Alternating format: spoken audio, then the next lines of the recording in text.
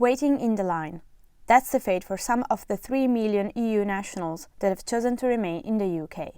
The general election, called on the 12th of December, puts their future in voters' hands once again. This could change not only the direction of the country, but also the freedom of movement of those foreign citizens.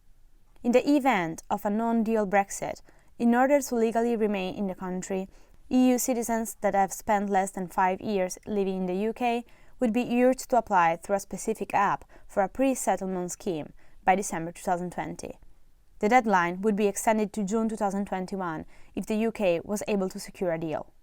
This is the case for thousands of students that moved to the country to pursue their studies. This is why University of West of Scotland has planned a series of meetings across their campuses to help those applying for the scheme. Here we met Catarina, a Portuguese student that applied for Remain in the UK.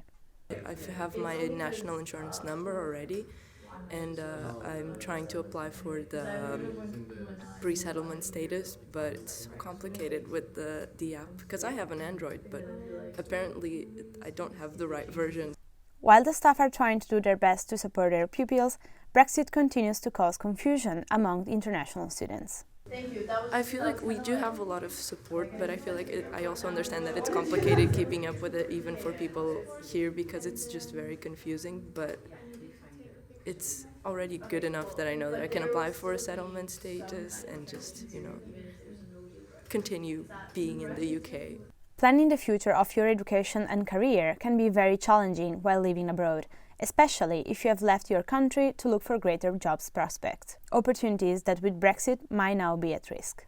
At the moment, there is a lot of uncertainty, and I think that's the main obstacle for the students is not knowing what will happen after Brexit and freedom of movement.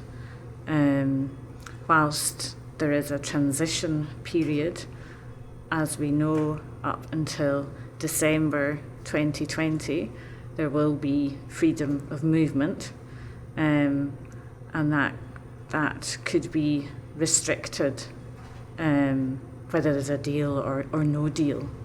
One of the major concerns for EU students is certainly that their tuition fees could change while they're still studying for their degrees. So for the moment we know that tuition fees are fine for students for this year and for next year.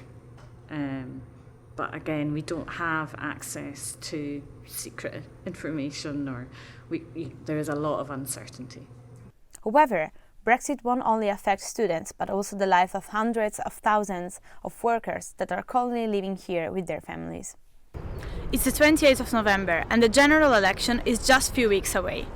In order to investigate which are the challenges that European citizens that have chosen to live in the UK are likely to face if Brexit happens, we talked to the South Ayrshire councillor Ian Kavanagh.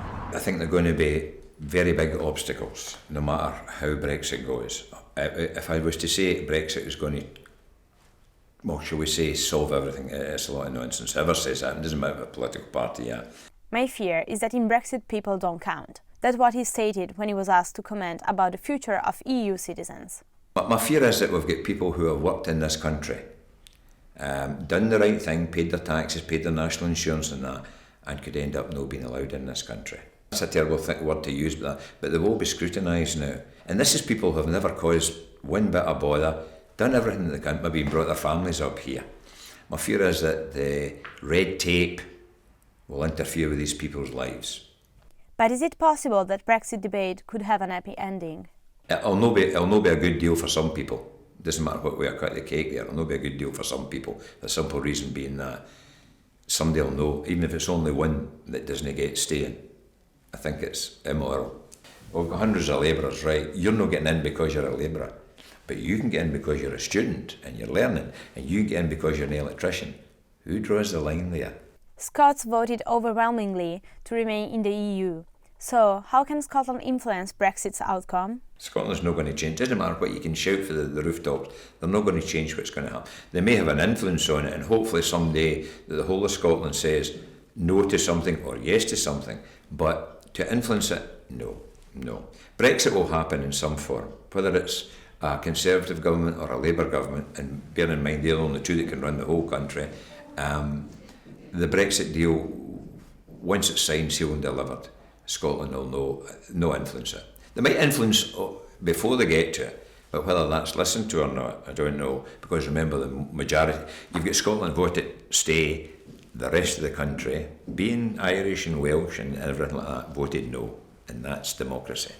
Despite the division within the UK over Brexit, the conclusion of the general election will need to provide answer for those seeking to stay here. There's an old saying in the Union, united you stand, divided you fall. We'll no fall, Britain will survive. It may be better off, I don't know.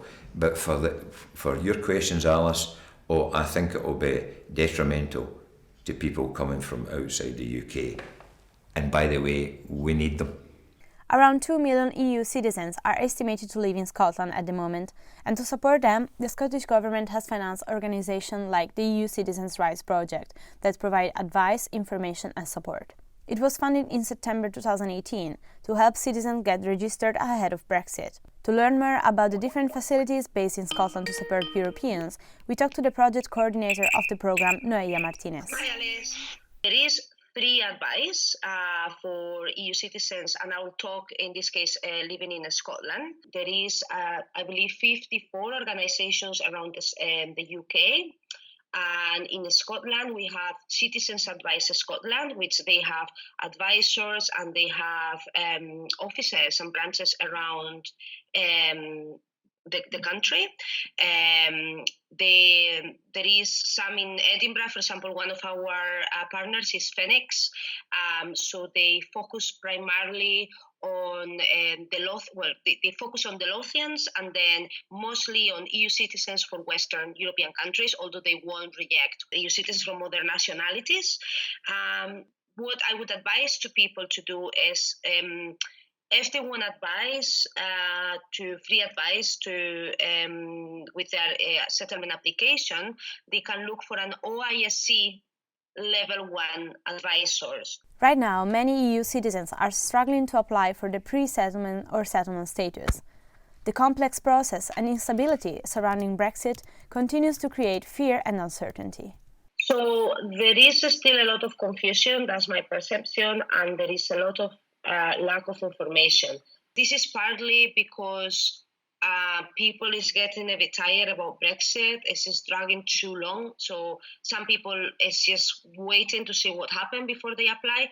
Others are not receiving the information. They're not aware that they have to apply. So all the organizations that are providing any kind of advice about the EU settlement scheme and Brexit, we are working together to make sure that we reach especially vulnerable communities. But this is not an easy job. It takes time to reach those communities. For those in the EU still looking to move to the UK, prepare yourself for the challenges you may face. The morning of the 13th of December could bring clarity, but may only add to the Brexit confusion, so do your homework and arm yourself with patience.